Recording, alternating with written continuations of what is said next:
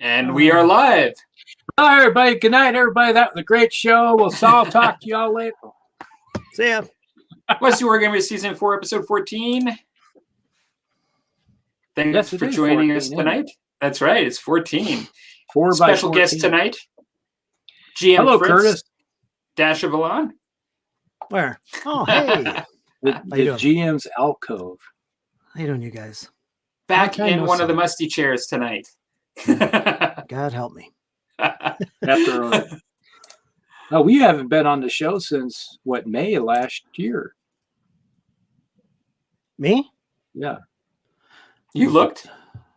Yeah, that's quite a while ago. When we did the big roundup when we had everybody on.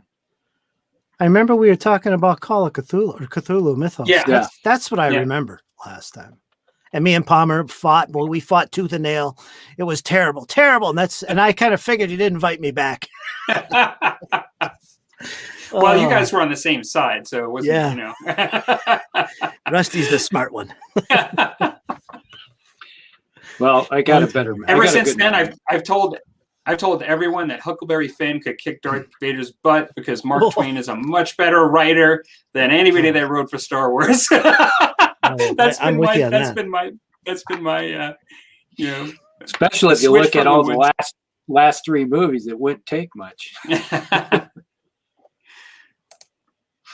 Those were like train wrecks of movies, but what do I know?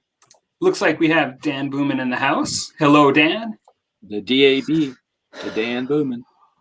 The Danster. How you doing, Dan? So in typical fashion, I suppose as special guest, we'll ask our normal weekly questions in the sense of what have you been up to, Curtis? I know you're always painting, but anything you want to talk about with painting or with hobbying that you've been doing. And if, you know, I think you already shared your musty drink. We usually share our musty drink, but I think you've already mentioned it before the show, but you're welcome. That's right. Painting-wise, I just finished a big project that I've been working on for months. It's one of those, and God bless the client. He's a really good friend of mine, and some of you folks out there as well. But he was very patient with me to, you know, allow me to take my time with this project. And it's a fairly decent sized project. I think it was like about 370 plus miniatures, 10 mil, cobblestone castings, fantasy, dwarves and orcs, with quite a bit of variety. Foot troops, we got wolf riders, the warg riders, and the dwarves, staunch as they are, with spear and axe and hand weapons. So it was a lot of variety and a decent sized project. And I did it in the background while I was doing other projects. And I was talking to my nephew about this, and I must have painted well over 1,000 figures outside of the 370 for his project and the time it took me to finish those 370. So I was doing a lot of other things. And I finally finished early this week. I got the package sitting right there to ship. And the thing is, I think it's one of my best projects I've done. I mean, painting wise, basing wise, they look fantastic. I'm really proud of them. I put up a video on it. You can check that out on my channel, the GM's Alcove. And also I posted a lot of pictures. You guys in the Musty Wargamers group on Facebook have seen them. Fantastic. I loved it. And I'm just grateful that the client allowed me to take my time with them. Yeah, that's good. It's amazing to me that I got them done while I was doing all these other things like World War II. I was doing some Napoleonics. It just crazy stuff going on. And I still managed to get these done in the background. So I just finished that. Very happy I get that done. Feels good. Progress. And right now I'm about to get into some new projects, including 12mm Victrix British troops, 180, one of their box sets. I'm going to be doing that, basing included. And then the other project I'm doing at the same time, more focused on this actually, is going to be more French Napoleonics basing included for General de Brigade. So this will be interesting. 10 mil Magister Militum, and old guard units are going to be there. Some line units, some cavalry, and a ton of artillery and generals. So that's that project. So those two are the next 2 projects on my plate. Hopefully I'll get into that starting next week. Yeah. So that's what I'm doing right now as far as painting. Feels Yeah. good. Definitely busy. It sounds like that's good. Oh, yeah. It's great that it's kind of interesting. Like, it's not a topic I've ever really heard discussed when it comes to commission painting. This idea that sometimes if the client can just give you a little more time, like to do it at a different pace, you can get the time you need to make even better outcome. You know what I mean? Like, because like a lot of times it's just with any sort of job, like, commission, like it's just work, like, it's just to get something and have it deliverable, or something like that. Like, at least some span of time that like you're working towards some deadline. But like you said, sometimes if they can just let you do it the way you want to and juggle a couple of projects, you can get a better result. Yeah. I'll tell you right now, a good topic of discussion for you guys in the future is commission painting. Mm-hmm. How it works. Is it worth it? What's it like? How do you do your own stuff? What do you find time to do that? Does it take a very special individual to do it? And that kind of thing. Because I'm always talking about this and I have a lot of thoughts on it. So book me for another show. If you're going to talk about that, I'd be glad to share. Absolutely. Yeah, no, it would be a great topic. I know Rusty does some of it. I've more talked about why I don't want to do it personally, but I could barely get my own stuff done, actually. But it is a good topic. Well, it's one of those things where you really have to figure out your time schedule and make time. Yeah. And you got to stick to it.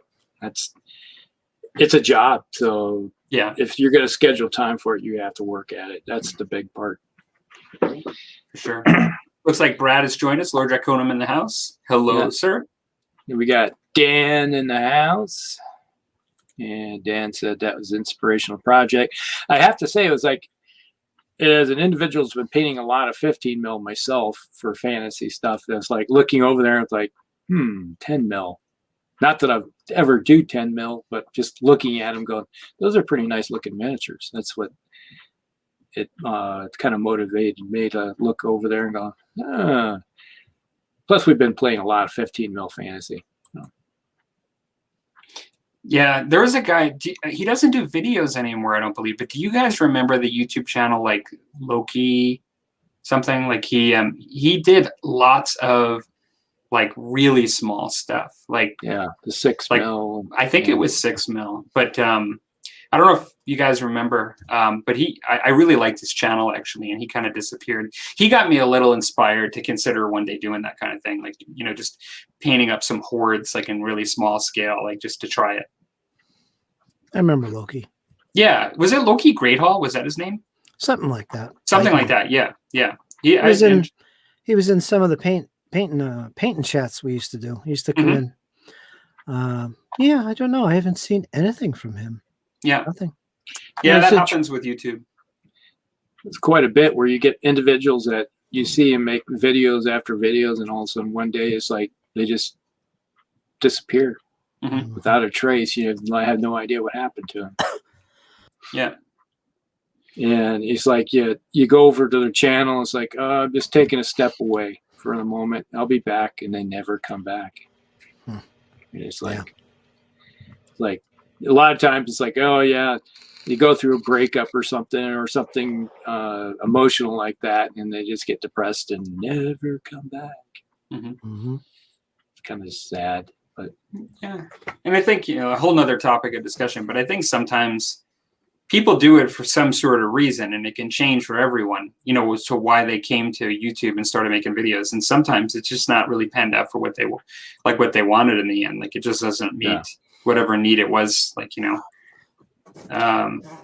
so yeah. That comes up to that thing. Time is like, do I wish to put, it's like when you got a YouTube channel, and there's a lot of time that goes into making videos that you could go, instead of spending all this time making videos, I could be painting.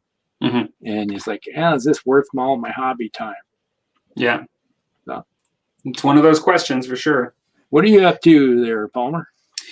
Well, I've been in a bit of a slump for a lot of reasons. Like I've been assembling for a project that we're announcing, miniatures. I've been doing a lot of assembly And I've even, if you guys saw my video, maybe you saw that I did that little press mold kind of video. And the reason I did that is I'm just making tails after tails after tails to put on stuff that I don't have tails for. The tail, 10 tails. Yeah. And so I've been doing like little things like I was painting those Infinity models, and I got kind of discouraged because this hasn't happened to me in a really long time, but I just had to start over and just throw everything in the dip. Like I just got to a point with those bikers, and I was airbrushing, and I normally do really well with my airbrushing with Infinity models, like with my prior models, but I was not feeling it at all. And I was trying to make adjustments, and it was getting worse and worse as I was going along. And I finally had to say, like, I was like 4.5 hours in, like on these models, like easy, like 4.5 hours. It doesn't sound like a lot, but it's like a lot when all of a sudden it just is erased. You know what I mean? Like, yeah. But I was in for a while on these, and I just had to put it in the dip. It was kind of discouraging. And so I just said, just going to put them aside for a couple of projects, and I'm just going to come back like fresh on them, and I'll feel differently. So I've been working on this, assembling a large painting challenge that we're going to be announcing shortly. And then, I've been, as I kind of mentioned in my most recent video, I've been watching people's videos on burros and badgers, and I'd had that book up on the shelf. And not only did other people on YouTube kind of inspire me, but then my friend Dan and I were just like, let's just get the miniatures. We both had the rule book for like over a year, and we're like, let's just get the miniatures. So I did that. So I did that little unboxing recently, and then I started messing around with my 3D printer and just spending time on that again, which I haven't in a while, and just building, printing all this like this 6-piece terrain kit, for this medieval house and side house combination. So that's really all I've been doing. I haven't really been doing much painting, but I'm hoping that a couple of projects coming up, like our painting challenge and this, are going to get me back into the swing of things again. So, and then Addicted to Lead made a comment. 4.5 hours of week's worth of work for some people. People that are a lot smarter than me.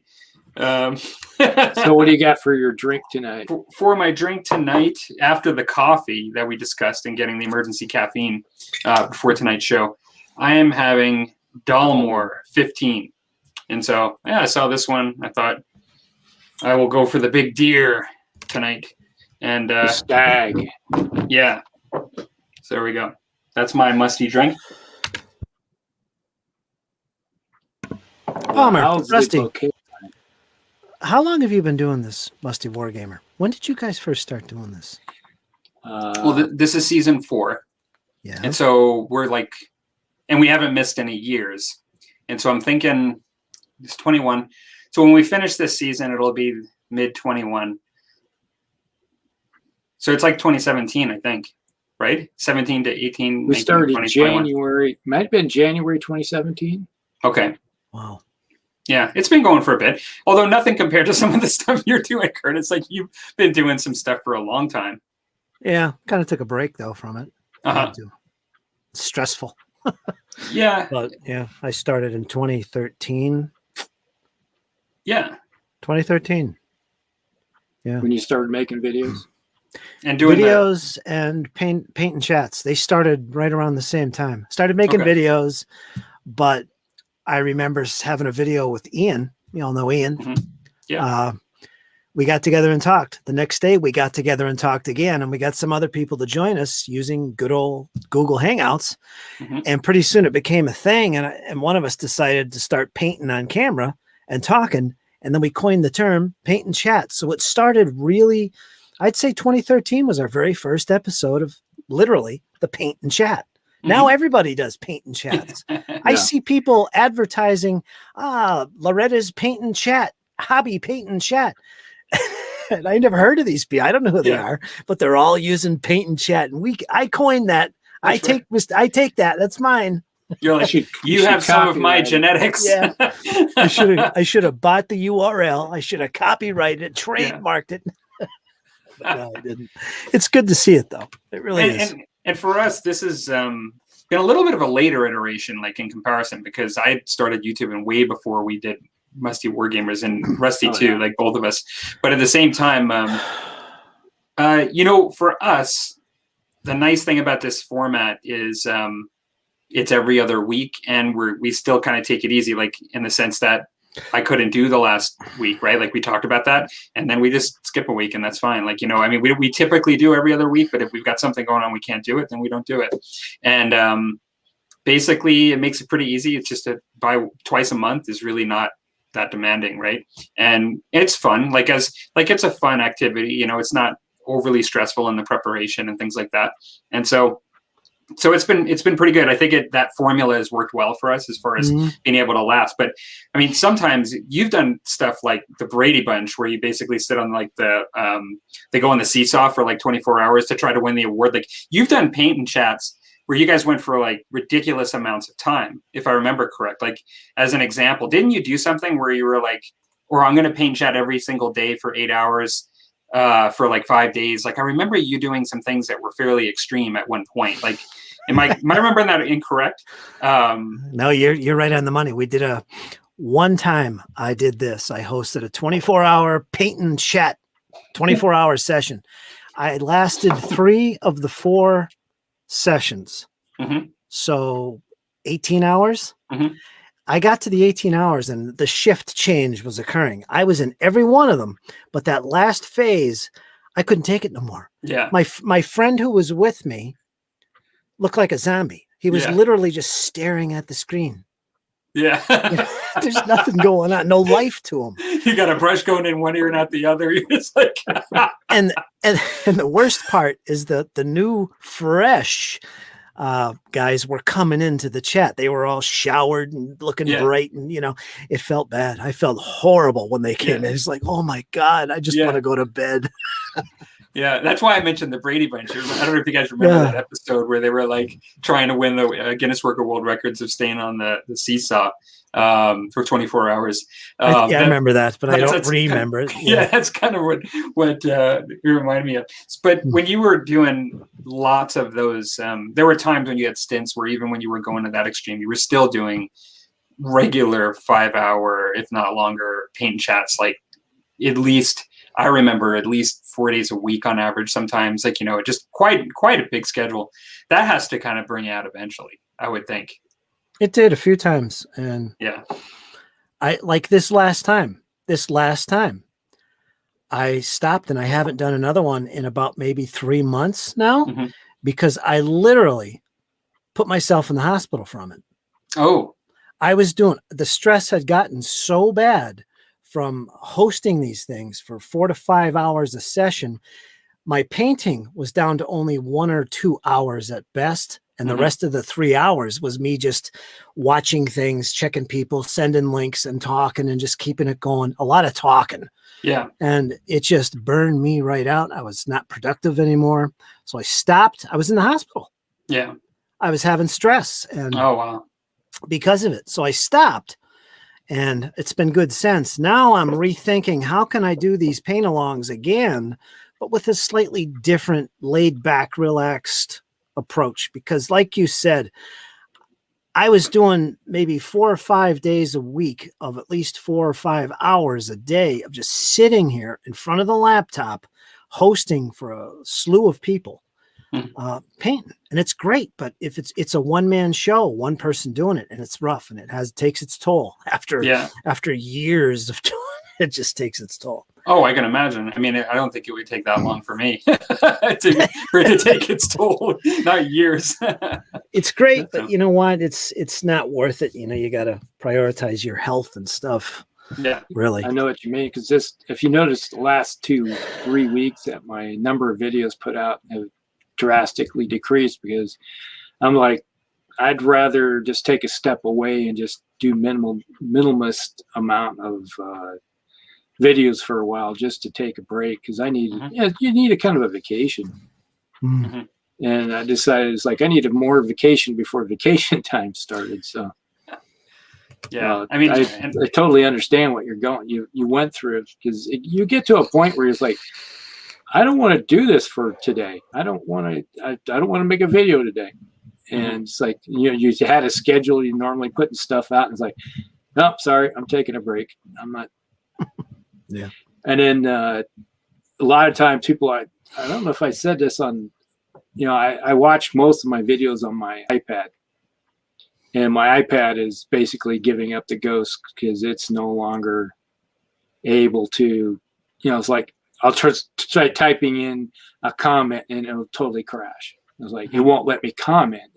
So people, it's like, yeah, about the best I can do is hit the like on your videos. And it's like 1 out of 5 times I've tried to make a comment, it will actually put the comment through. Because now times, the only time I get to really comment on anything is if I'm doing on my lap or computer here. So, so there's another reason why people might think I've disappeared. So, yeah, it's healthy.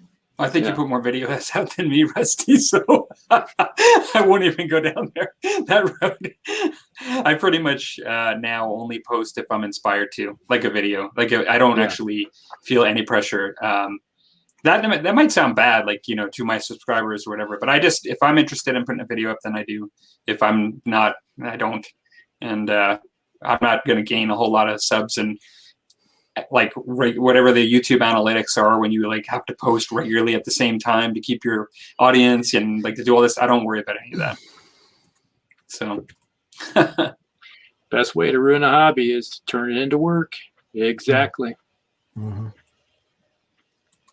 That's as someone that turned their hobby into actual business where you were making, it's like now I do, commission painting every once in a while, but yeah, I used to, write rules and go to conventions to sell the hobby.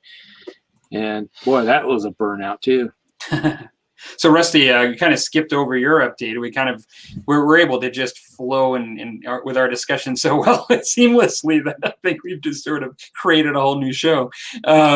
What have you been up to, Rusty? And what is your musty drink tonight? Well, let's see. If I seem a little like blasé tonight, I'm starting to feel really blasé. I'm getting tired because I got my COVID shot today, my second one, and it's starting to kick in. I'm starting to feel achy. Yeah, my throat's getting a little sore, but a little bit of a viral haze. Yeah. Let me see. What am I doing? Okay. This is what I want to do. All right. Let's try and figure out where I was going with this. Well, that hurts. I feel it in the arm. But here we go. I put out a video earlier today announcing, I think I showed these guys there in the video. Those are my ghouls that I started working on. And then now these are the mummies that I showed in the video in the background. They're all done too. So I cranked those out today too. Those splintered light miniatures are really nice. Yes. Yeah. And the turnaround on them are really nice. It's like he gets them in the mail really quick. It's like you make an order and practically the next day he'll have them out in the mail, but then the U.S. Postal Service may take you a year to get to you. But, but that's one thing I've been working on. So I'm not. I still have zombies. I still got 2 units of zombies. I got some picture mat, that you use for putting on mats. I picked some up the other day because I ran out of the metal bases. Because everything I put on is that I finally ran out of them. I ordered all these metal bases back like 15 years ago. I had a big pile of them, and I've gone through all of them. So now it's back to the poster mat type stuff. Oh yeah. Were those the ones that are made by like Wargames something? They're like a yellow tab on the top. Yes, they're Wargame accessories. Yeah. I'm actually going to be getting some of those soon. They're really cheap. They're only like $6-7 and you get like 30 of them. So I'm looking at putting my AD&D battle system 15 mils on them, and so that's why I'm looking at getting them. But they've been around a long time, right? Yes, they've been around. Our local game store used to carry them, and back when the Alliance Miniatures, those guys, they all had them, and you were able to just pick them up off the shelf because we had all historicals at the time. And then they turned around and it's like the local game shops still carry that stuff because they don't carry 15 mil or historicals or anything of that nature. Yep. Looks like Eric's in the house. Yankee Wargamer. Hello, sir. Hey, Eric. Another Iwegian. Is he there now or? He should be. I think he was. And well, I know one of our prior shows, he was talking about how he was going to be there. Yeah. Yeah, he was supposed to move into the state in March. Okay. Cool. Okay, here we go. Oh, Canadian Club. There you go. Canadian Club 12-year. Age 12 years. It was on sale. I haven't even tried this yet, so I like Canadian Club. So just see if this 12-year is as nice as it is. And it's nice price for it too. It was on sale. Ooh, that smells good. Nice. Lots of, definitely smell the rye in it. I probably sealed that up. I'll never get it out now. I could barely get the cork out. But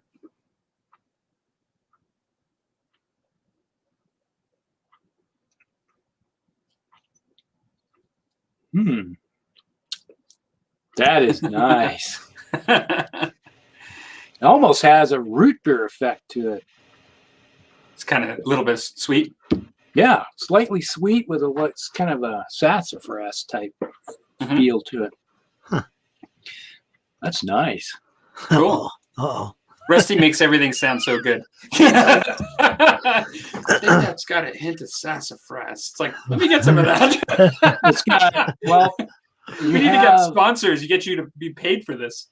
It's got a slight vanilla with kind of a raisin date scent coming off of it, and gives me and like I said, it has a slight sassafras and it's got some sweetness to it. Rusty and says you get that hint of rye in the background too. I don't always drink whiskey. Very good. I don't always drink whiskey, but when I do, I drink Canadian Club. I might have to go buy another bottle or two of this. I don't know how long this will be on the shelf. You do usually click the link. This isn't for kids. I always do, right? For these shows. Yeah, I'm pretty sure because it's not for kids. So we've got some cool topics. Can catch up with. Oh, sure. You want to catch up with the comments first? Yeah. Let's see where we at here. Where was I? I guess I have to go up. It's like we talked at that one already. You love what you do. It's not all. If you like what you're doing, it's not really work. It's just that sometimes it becomes work. You have to pace yourself. That is it. Okay. And then that's why I stopped commission painting. It really impacted my enjoyment of painting. It's one thing. It's like when you have your friends keep saying, "Could you paint this for me? Can you paint this for me?" It's like, sure, I can paint this. Pretty soon it just starts evolving into something else. Alameda County, he's up there. Like I said, he only lives 20 minutes away from my parents now. It's like he lives 4.5 hours away, but he's 20 minutes away from my parents. So let's just put it that way. Burned out. All right.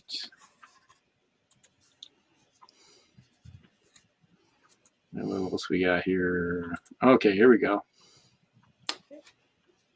It's great to live with you all. Here in the UK, it's 3:30. Yeah. So wow. So I pop in real quick and say hi, and then off to bed, right? Wow, 2 or 3 in the morning over there. Whew. Well, it'd be about the time Dwayne would be popping in. Yeah, right? Dwayne actually is like, he just does whole shows with us. Yeah, he's like, he don't doesn't care. matter to me. So, yeah, he did pick up all those 15 mils that he picked up. Oh, that's Brad. Yes. Yeah.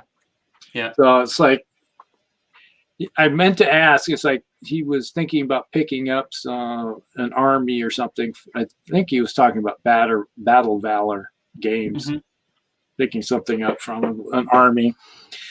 It's like when they have those. It's like when Battle Valor has their big sale going on. It's like when everything is like 35-40% off. Yeah, it's definitely. It's like you might as well buy something. It makes it worth your time and effort. but I think we are caught up. Good deal. Well, we have some great topics tonight, and one of them very fitting because we have Dasha Valan with us tonight, and it is related to RPGs, and he does the GM's Alcove, which I think, as I remember, has a big focus on RPG style gaming. And so really this first topic is, what do we think that makes a good RPG, like in general, and then we'll transition over time to like what we personally have liked in the past and present for that. And so I don't know, Curtis, do you want to take first crack at it since first round of commentary on it, just because I think you have a lot that you could probably talk about. You have in the comments in the past already. Yeah. I could I don't know, maybe I'll get it started and then you guys can chime in on it. Sure. And then we'll go from there. I think the question was, what makes a really good role-playing game? Yeah, right? like in your opinion, yeah. I thought about this since you told me about the question. Mm-hmm. And I said, boy, that's a dumb question. How could you figure that out? The thing is, what makes a good RPG is really a subjective thing. You know, it depends on the individual and what they are looking for. You know, what makes a good RPG to one person might make a lousy RPG to another. Mm-hmm. What if you get into the core elements of what you think an RPG is and what it's meant to do? Like if something was an RPG role-playing game, role-playing, like what is there any core tenets of what it is about to role-play in that style of game that you think at a very fundamental level like needs to be present to make it good? Not just style, like I like to, shoot lasers. I like to be a vampire. I like to, I like to be, a soldier, or whatever. But like, kind of like that down to the core mechanics. Like, would you say, and these are questions that I don't know I would have good answers for because I've been clear about my experience with RPGs. But I'm just curious, Mm-hmm. Well, I can only speak for myself, but fundamentally, a role-playing game is essentially storytelling around a campfire, like you did Mm-hmm. when you were young, except it's interactive and you get to roll dice. In other words, you can influence the outcome. So it's a game. It's role-playing. It's a game. It's storytelling. It's a lot of different things. Fundamentally, that's what it is. Mm-hmm. And as long as, in my opinion, as long as a game, whatever it is, doesn't interfere with that, with rules that get in the way, you're telling a story, things are going on, and all of a sudden you got to remember some complex rule to do this and do that. You got to stop, you got to look things up, and so on and so forth. That kind of gets in the way of the flow of the story. Mm-hmm. One guy said to me, he was replying to me, I said, "Oh, here's everything you need to get started playing whatever, Dungeons and Dragons, whatever. Here's all you need to get started." His reply to me was, "Wait a minute, you don't need anything to get started. You just need a pencil and paper and you're good to go." Mm-hmm. And some dice. You're good. You don't need a rule book. You can make it up. And really, that's the truth. You could just make up stuff as you go. It's one of those hobbies where you really don't need anything to be able to tell a story and interact with it, throw some dice and role play just to add an element of randomness, mm-hmm. And unpredictability. And there's your game. As long as you're having fun with that, that's role playing. And but my thing is, as long as fundamentally the game allows you to tell a story, interact with your friends, and it challenges you with dice rolls and things like that, that's role playing. And it needs that. It has to have that. If a game doesn't have those elements, you're not role playing. Mm-hmm. It's not a role playing game. And there are some games out there that a lot of people consider role-playing games, but really aren't. They're storytelling games. Why? Because they don't use dice. Mm-hmm. They're literally a bunch of people telling stories, maybe with cards. And that kind of, there's games out there like that. They're called storytelling games.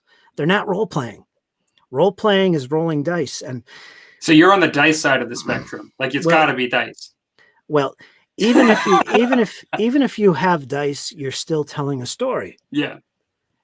Even if you're playing Monopoly, you're telling a story.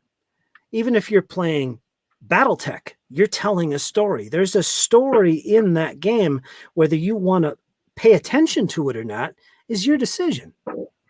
But there's a story in all these things. Even checkers and chess has a story. I mean, it would take some imagination, but all games have a story inherently in them.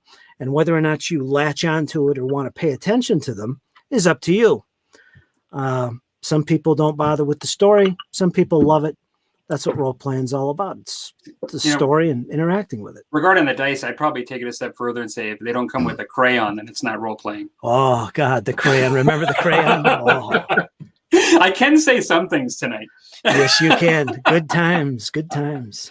And you get to the point where your crayon, all you can see is the crayon because you rolled all the edges off your D20. Oh God. I remember when seeing clear dice, I was like, whoa, those are awesome. Like, what are those? Like, all I had was like these plastic things that you just, scribbled on with the crayon, right? To put in there, And you order out of the back of the Dragon magazine for only $20. You can get 300 polyhedral dice. And you're like, real what, $20? And you send your $20 in and you come back and you get this big old box and you like open it up and they're the cheapest, crappiest dice, but they worked. That's all that mattered. Yeah. Good times. Good times. And then so you just kind of dip. I was like, all right, how many of us are here? And it's like everybody gets their set. So how about you, Rusty? What makes a good role playing game in your opinion? I have to preface this on other than dice is a good DM.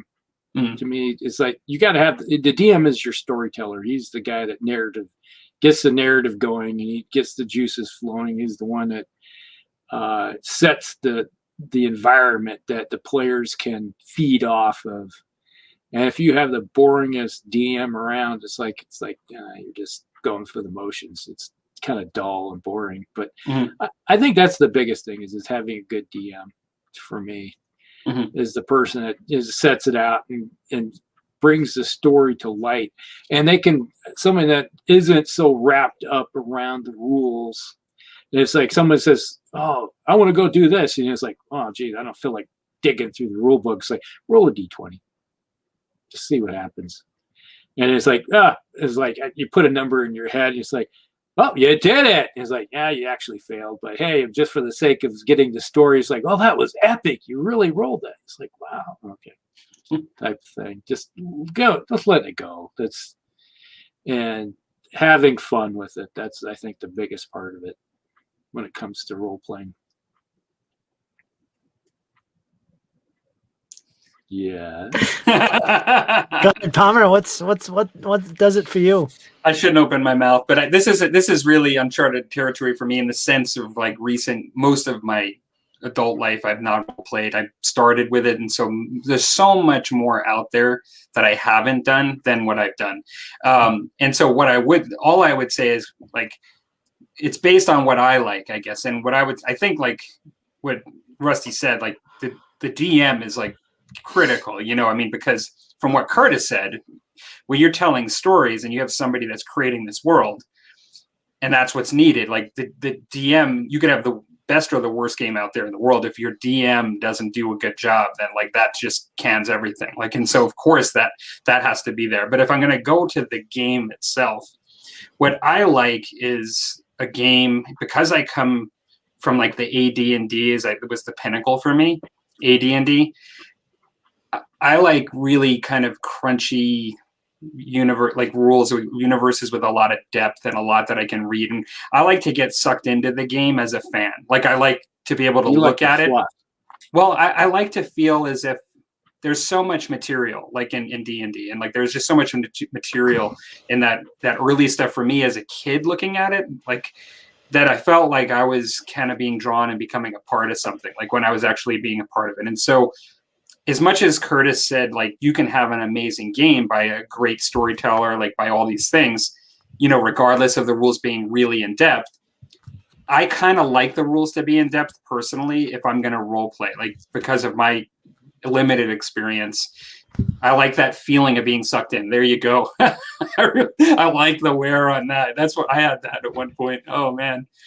And so I like the feeling of being like pulled in and like just feeling like I'm becoming a part of something with it, with the rule system and the game system.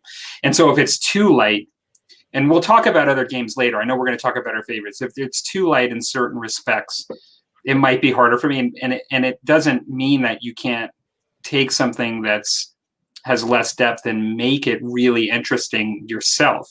You know, kind of as Curtis was saying, like it doesn't have to be one thing or the other, but that's what I would like. I like that aspect of it. And so I don't know across the spectrum of games how many of them take the approach of really, really simple to the point of like you have to insert everything into it, you know, or even like the rules themselves or more beer and pretzel versus other ones. I don't know.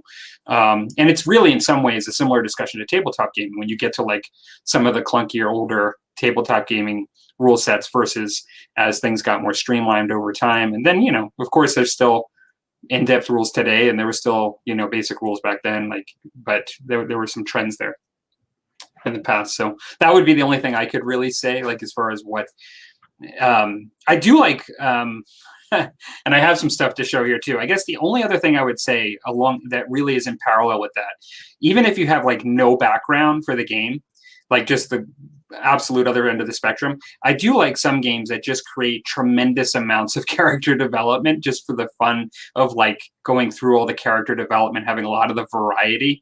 And so some games like do very little, you know, in comparison to others, and some of them like you can take like a day or two to like create your character, you know, and I like that. I mean that was something I enjoyed.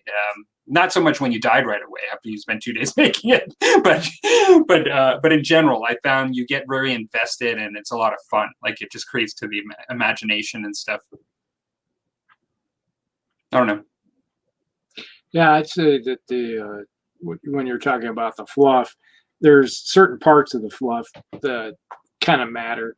You know, if you have a certain type of character or something of that nature, it's like you'll maybe do a little more research into it, or it's just like, okay, I'm from this region. This is the kind of a characteristics I'm going to have, and you try to emulate those kind of characteristics that you picked up from a book, or you know, it's like it doesn't have to be out of the whole fluff of that game. It could be just, let's say, you're playing sort of emulating a character you read in a fantasy book someplace, you know. Mm-hmm. It's like, and you're creating your own fluff to being taking fluff that you go and you emulating into a game and meshing that with other stuff together.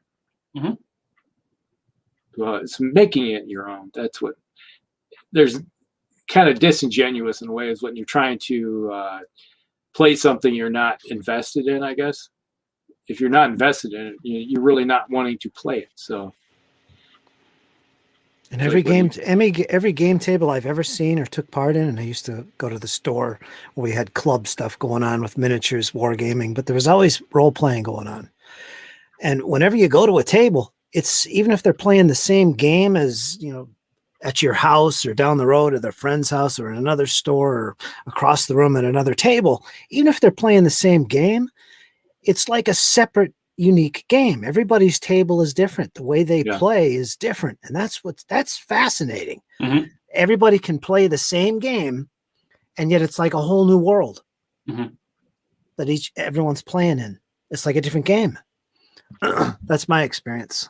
I like that, actually. Yeah. You can even have the same players playing, and let's say they played for years together. They'll play a certain way together, and all of a sudden you take one of those players and bring them into a new group, and it's like then they'll start playing totally different because it's the interaction of those players that will force them to play differently. Because you have the nuances of individuals. You know, it's like I still remember we were playing D&D, and my cousin, he always liked to play barbarians. And whenever he was playing in our group, the way he played would force you to play a certain way. Because he would, you know, he was like the Leroy Jenkins style.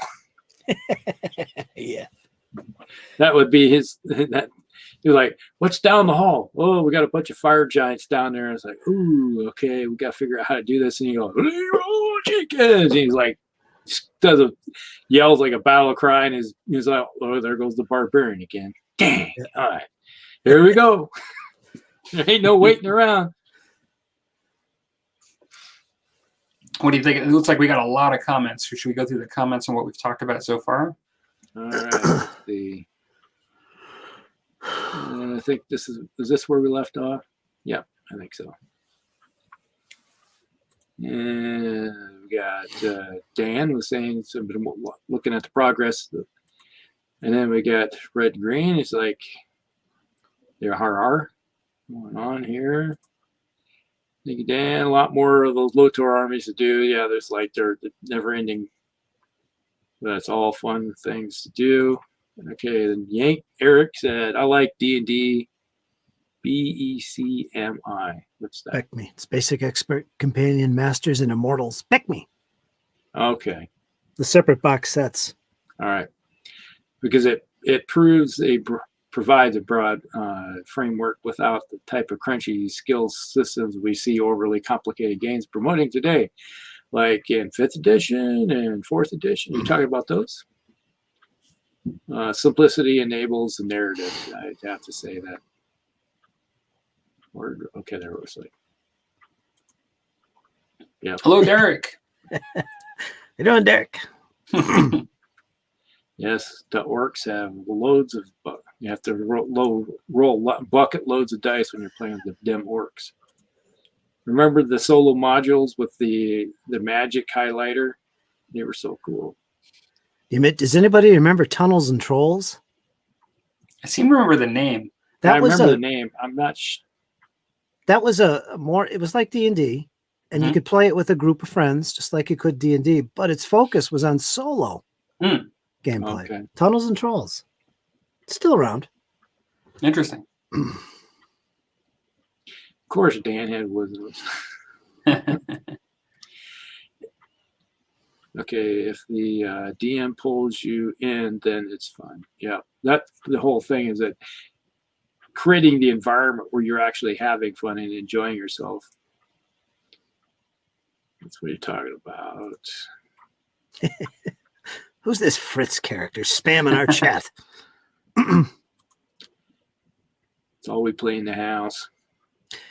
Yankee Wargamer, if you're really into BX gaming, check out Old School Essentials. I'll show the book here in a minute when we talk about our favorite games. But it is a reimagining, to quote the author, rewriting. It's the same game, same rules, but it's kind of written for a modern reader, modern gamer, and it's essentially basic and expert sets, all the rules with the errata that was put out and that kind of thing. And the author's maybe his like, if you remember the rules, basic and expert, it was a little fuzzy in certain spots, if you know what I'm talking about. It wasn't clear. Well, he's gone to the extent of researching it and making a decision as to how it could be played. And he's got an optional rule for ascending armor class, which is what you see in D&D and modern gaming today. Because if you remember, the old D&D and AD&D, it was the reverse. The lower your armor class, the better. What's termed descending armor class. And you often had to look at a matrix or use THACO to figure out if you hit or not. Well, ascending armor class is an option that's included that allows you to basically, like they do today, you basically roll your D20, add your modifiers, and the result is the armor class you hit. And you hit anything equal or higher than that. So it's ascending armor class. That's an option. I don't use that for my BX games. I use the matrix. I'm very hardcore old school. I also roll 3d6 down the pipe. So I'm hardcore when it comes to BX and BECMI and Rules Cyclopedia and AD&D first edition gaming. I'm hardcore. But Old School Essentials, look for it, man. It's really worth it. Cool. Sorry, go ahead. Looks like Scott's in the house. Hello, Scott. Yep, Smitty and I used to run Tunnel Goons, Rune Quests, Mothership, 1,000 Islands, Alien, Call of Cthulhu, Troika. Necronauticus. I haven't heard of that. Ultra Grasslands, Morkbork. Some of these I've never heard of. A lot of those are old school OSR games, which is cool. Yeah, Derek. I think we've caught up with all Mork. the comments. Nice. Morkborg. I think, where's that from? Sweden or something? Boy, there ain't nothing grittier and that I've ever seen in my life than Morkborg. It's you could easily be offended if you play it, but it's really good fun. Anyway, go ahead. Yeah, some of that stuff I've never heard of. Most of it I haven't. So I've heard of RuneQuest, and certain Mhm. things. But Operation White Box, World War. That's I haven't heard of that. Operation White Box. White Box. That's original Dungeons and Dragons, but I don't know what Operation White Box is. maybe it's a play on the name because of it's World War II, but it's a role RPG, maybe. Yeah. So, so Curtis, then what are the games that you like to play? Then you kind of started already talking about it, but like to elaborate, what are the games that you like to play, and personally, why you choose those? I've thought about that, and I look at what I currently play because anybody that knows me knows that I value my free time. I am very busy. I paint for a living. I seldom have time for playing games for my own entertainment. I often make videos of me playing games, and hopefully that's games I want to play. So it's challenging, but based on the games I do play, role-playing games that I do play with my friends online usually and face-to-face, my number one game is probably, and I know it's not old school, is Pathfinder 2nd Edition. Mhm. Because I've heard you talk about it. Yeah, I've heard you talk about that game. Yeah. I love the crunch. I love Galarian, which is the setting, the world it's set in. But I love the detail. 3rd edition D&D, although it's shunned by OSR community, it was the game. It was the version of D&D that I really played and understood and got into the most. I mean, as much as I love OSR gaming, that's why I enjoy Pathfinder, because it is essentially D&D 3rd edition. Now, that said, besides Pathfinder, I have to say that Dungeons & Dragons BX, 1st edition AD&D, Beckme, which is literally the rules cyclopedia in the world of Mystara, in that setting specifically, those 3 are probably my all-time favorite role-playing games ever. Why? Nostalgia. It's a different way of playing a role-playing game compared to today's style of playing role-playing games, i.e. Pathfinder 2nd edition, D&D 5th edition, which is a joke, and I will never play D&D 5th edition because I don't like WotC, Wizards of the Coast. It's a different topic. We won't go there.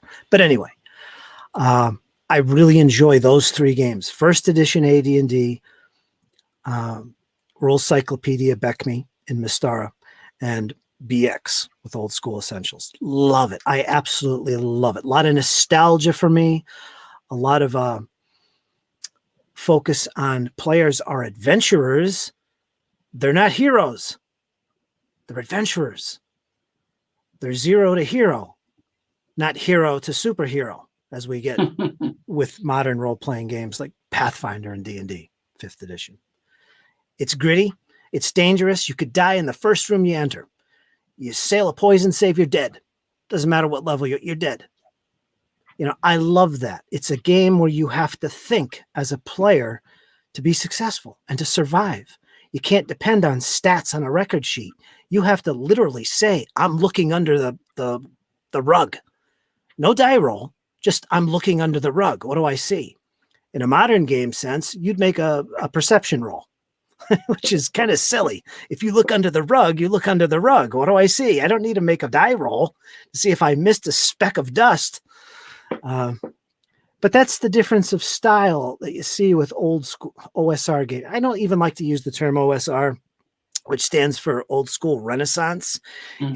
It's a community that is fast growing, that it's made up of people who love the original Dungeons and Dragons and games similar to that, such as the original Palladium or Tunnels and Trolls, Mhm. or games like that, or Call of Cthulhu. That's an old school game Mhm. that's still around.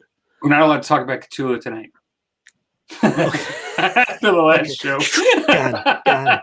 We'll talk about that. Moving along. Speaking of the mythos, there's a fantastic game I'll recommend to some of you folks out there that want a modern role-playing game with old school rules. First edition AD&D. I love this game. I can't wait to play it. It's been out, I think, since 2012, and it's based on AD&D first edition rules. Osric. It's called Astonishing Swordsmen and Sorcerers of Hyperborea. It is pulp fantasy at its finest. Lovecraft, Howard, the great authors of pulp back in the day. Weird fantasy.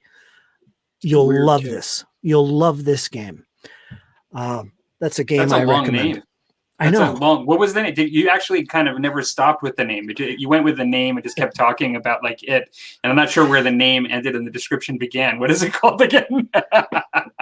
Astonishing Swordsmen and Sorcerers of Hyperborea. Okay. All right. Okay. Ash Cool. for short. That sounds really cool. AS and SH. Ash. So it's heavily Conan influenced, I'm guessing.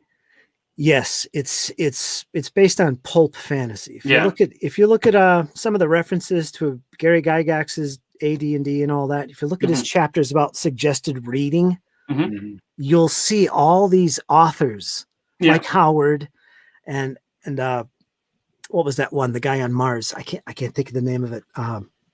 Edgar Rice Burroughs. Yeah. John Carter of Mars. There it is. Yeah, all those books. I was thinking Matt Damon, but I don't know. Matt Damon. Oh my God. Wow, Palmer. But anyway, that's what this game is based on. It is pulp fantasy using first edition AD&D. There seems to be a lot of that happening, because I'm going to show something you haven't mentioned in a moment here, but you had another one to show that you held the book up. You said you were going to talk about, but that also is like a revitalization of old school gaming, and that's this one, right? Here, let's blow up Curtis on the screen there. Okay, let's look at it.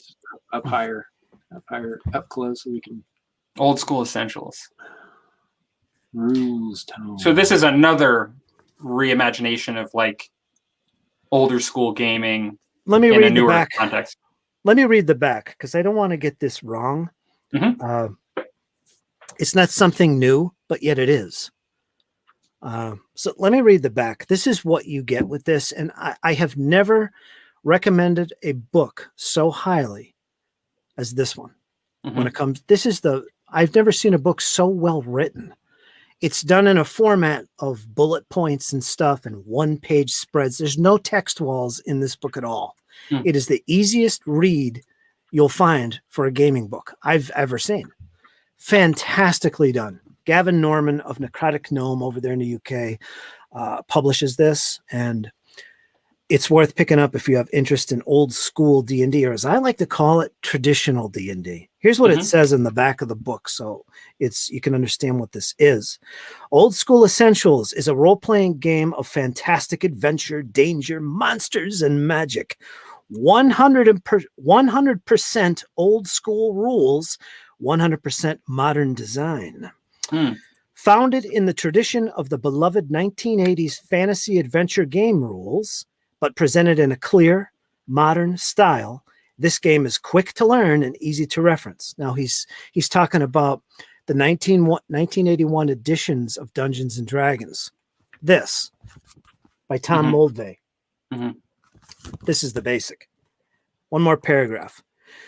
Contained in this book are the complete core rules of the game, including the full selection of character classes, equipment, magic, monsters, and treasures for running classic fantasy adventures.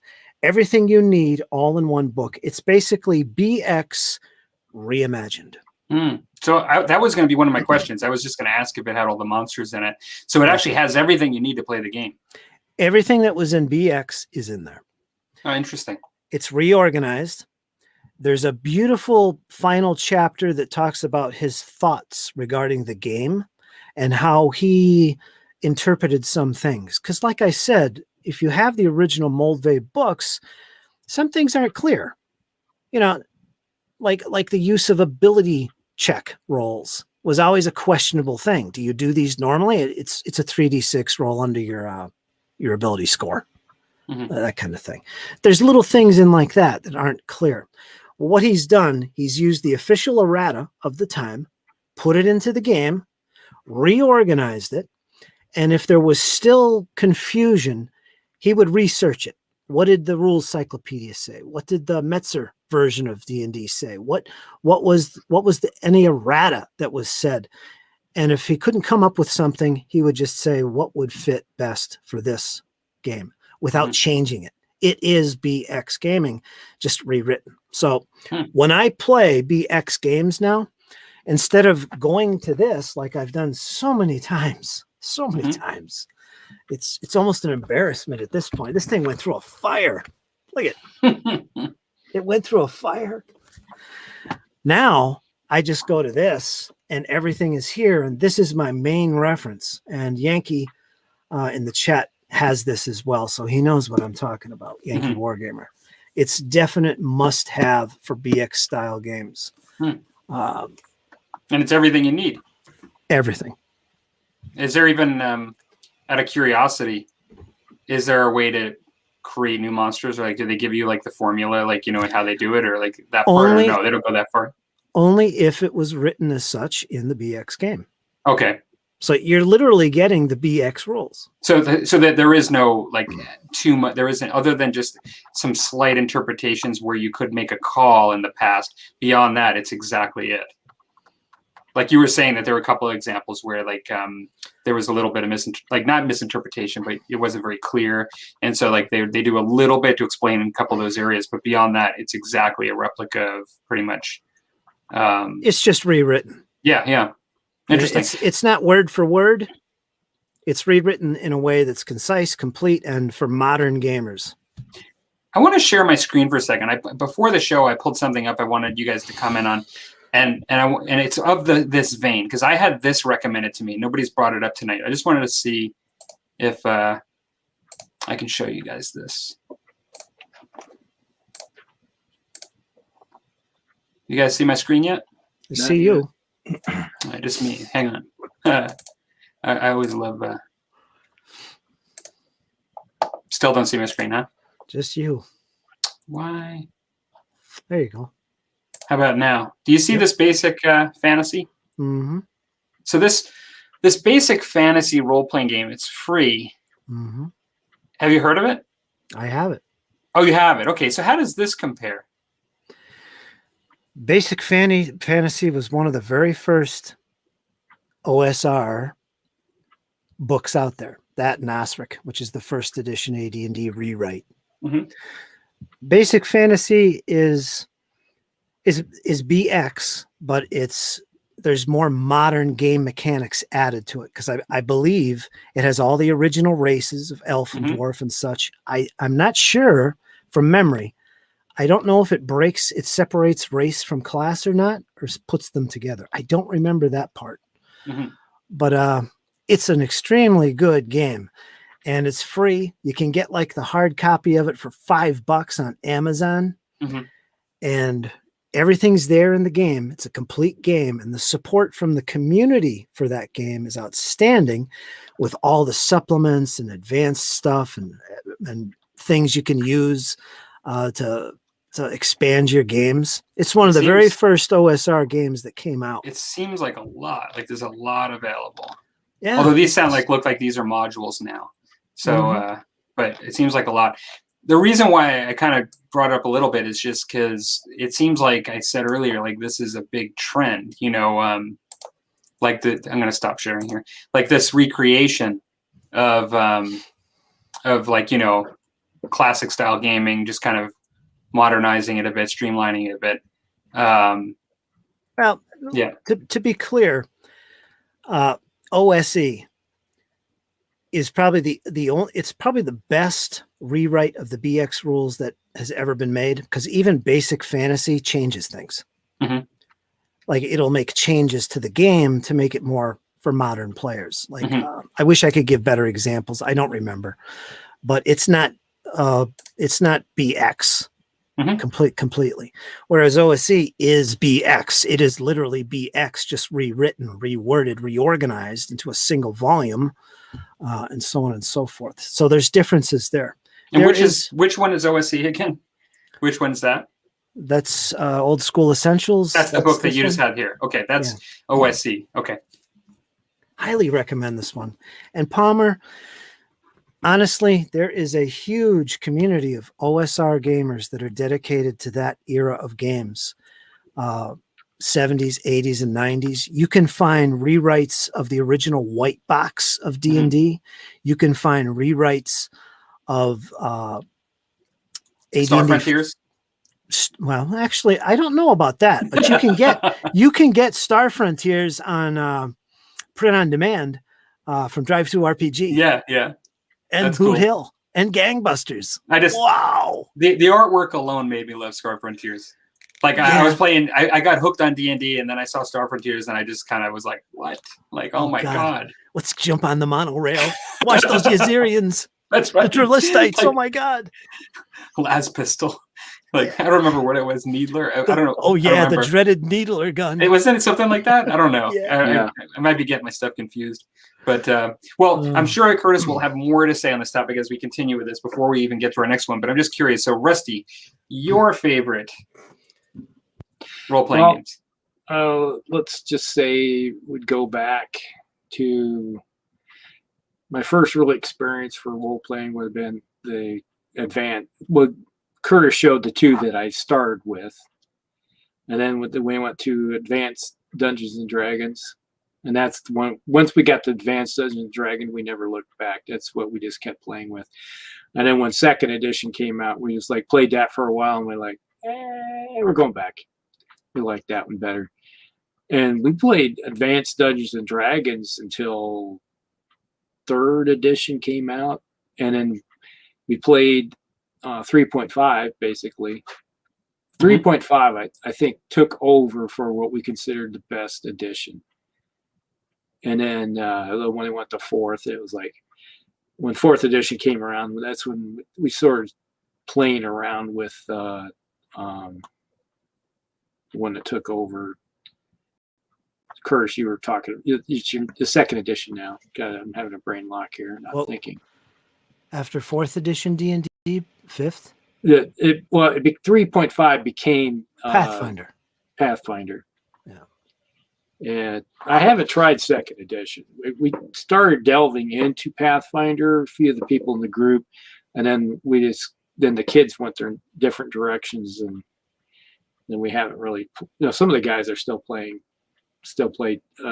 role playing, but I haven't done it in years now. Mm-hmm. But other than when you should, Musty. Well, my son, he still role plays every once in a while, but since he moved out, he doesn't want. It's like they used to have me be the DM.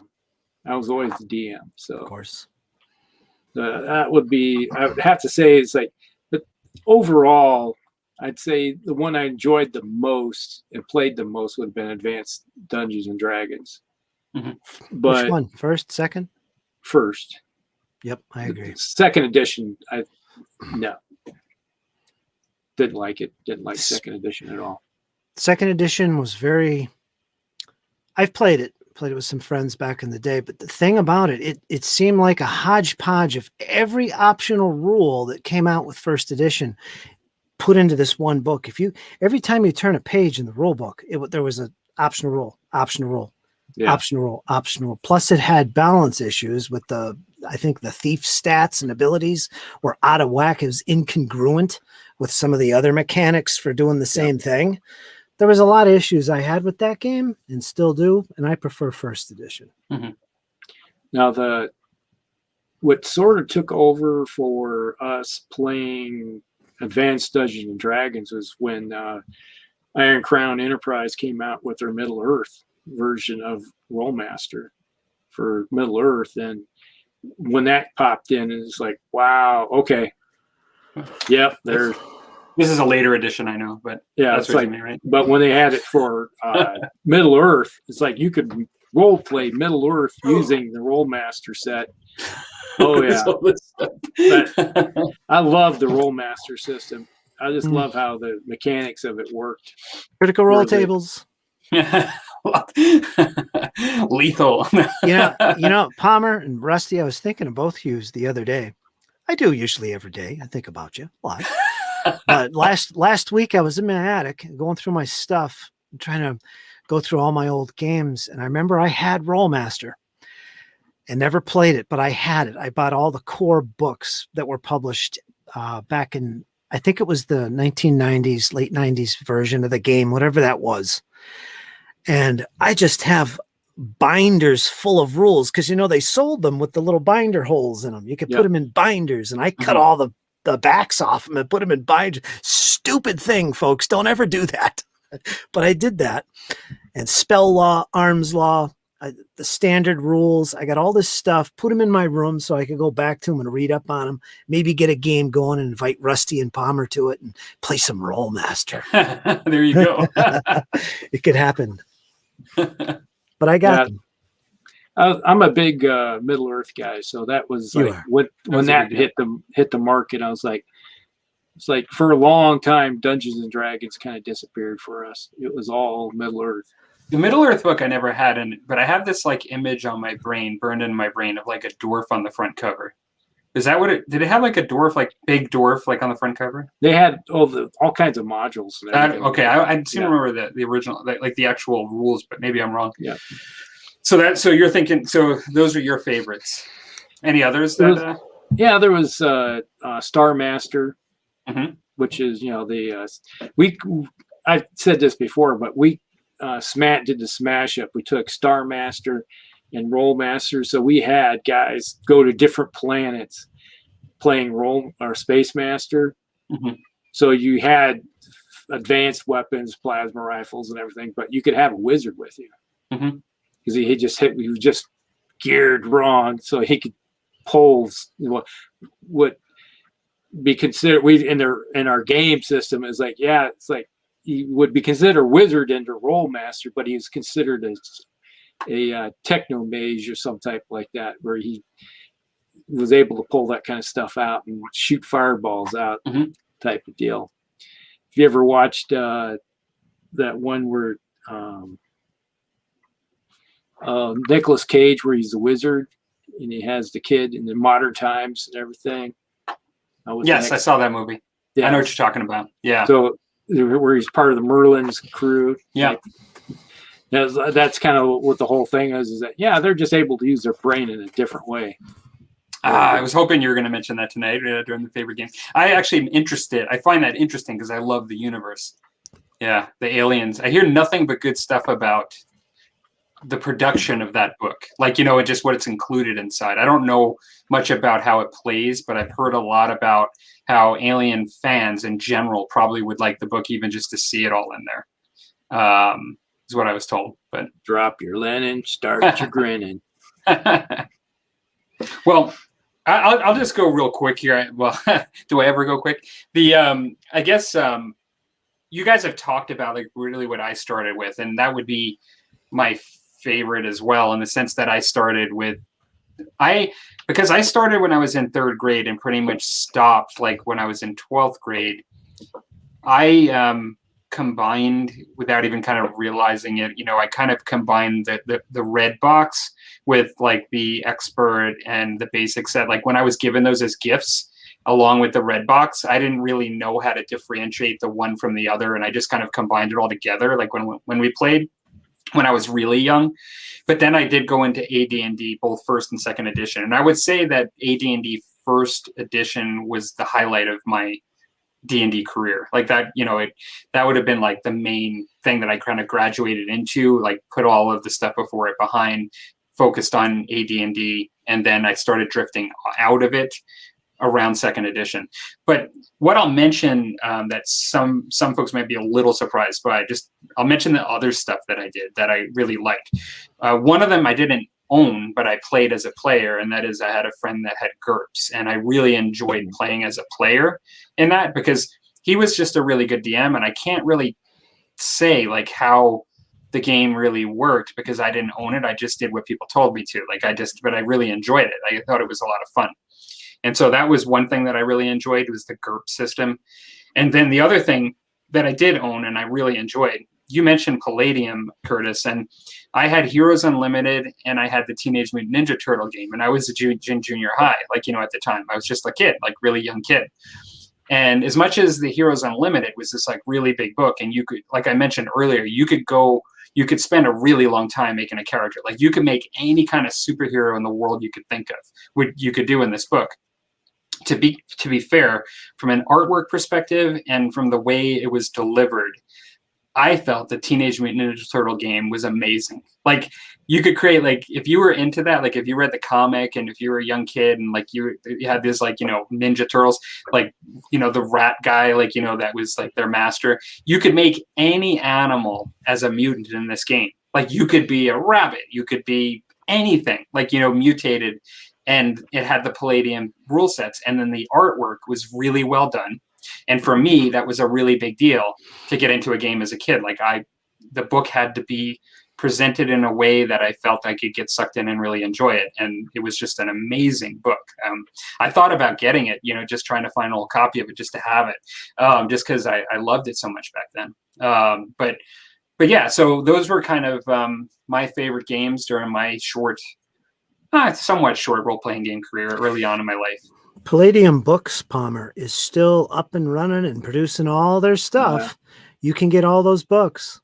You can get a new copy of that? New copy.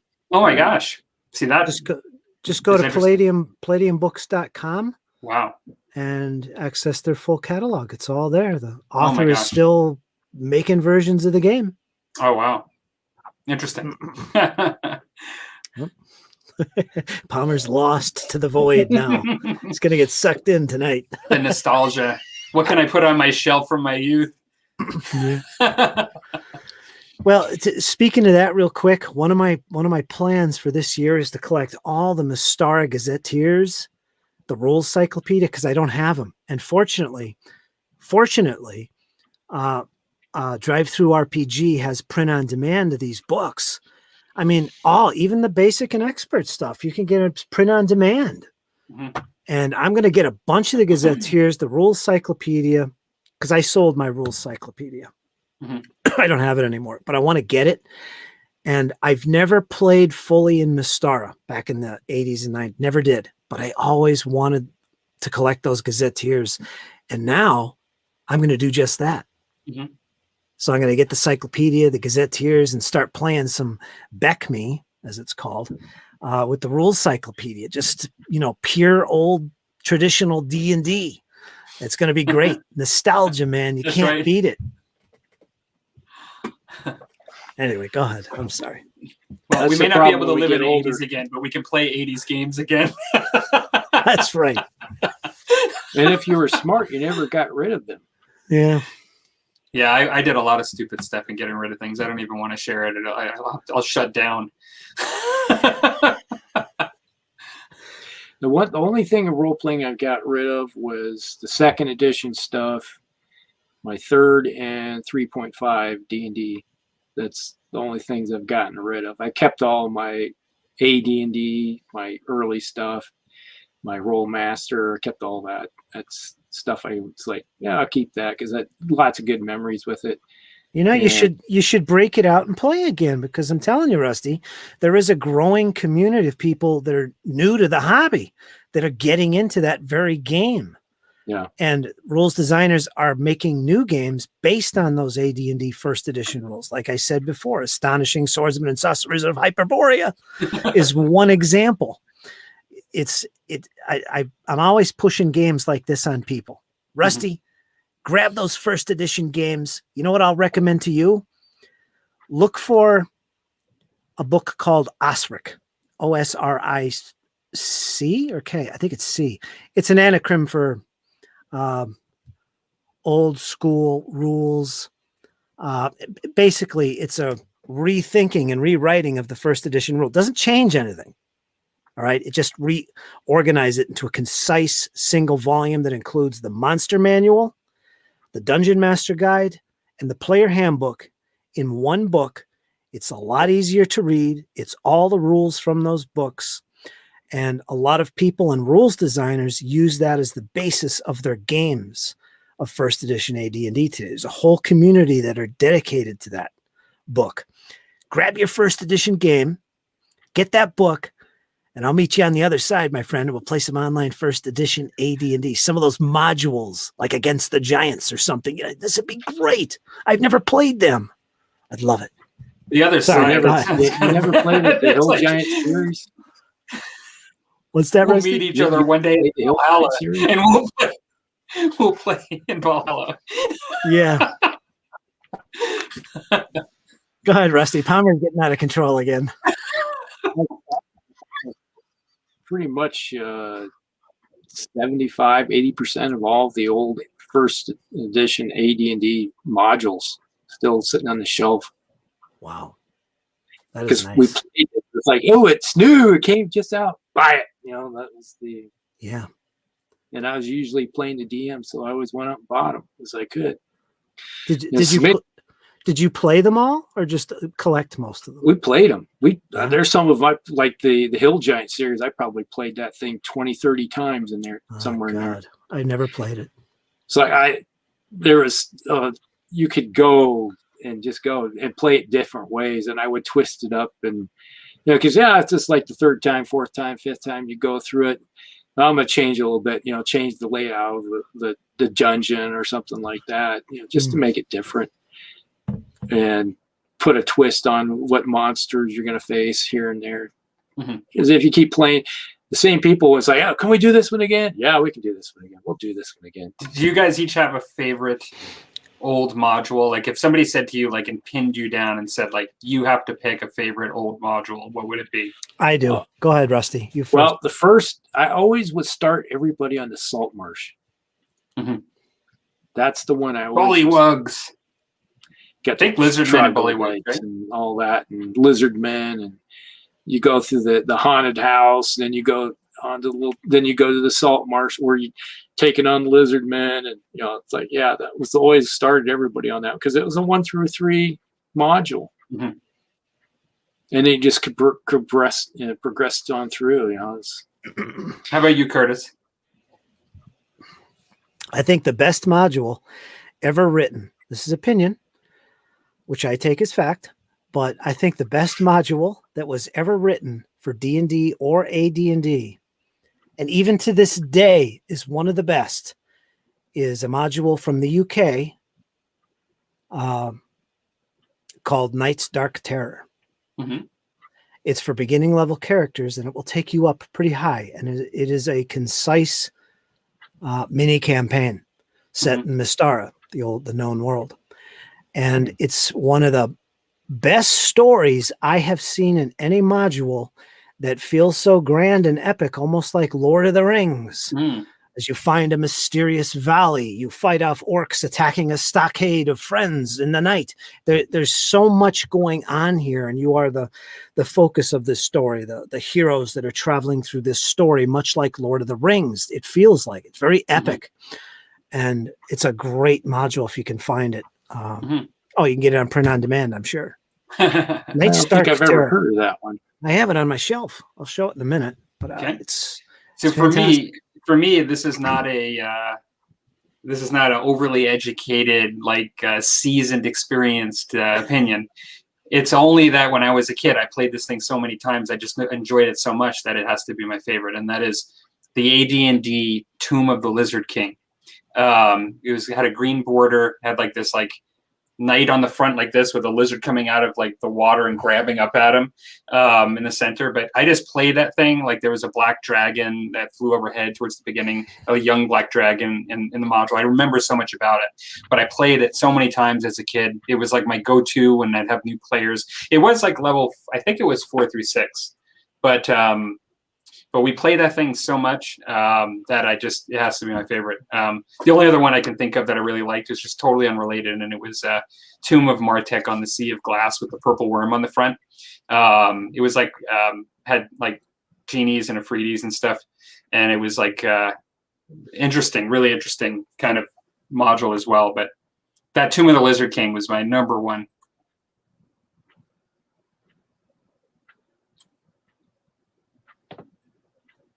It's like Curtis is going to grab his module.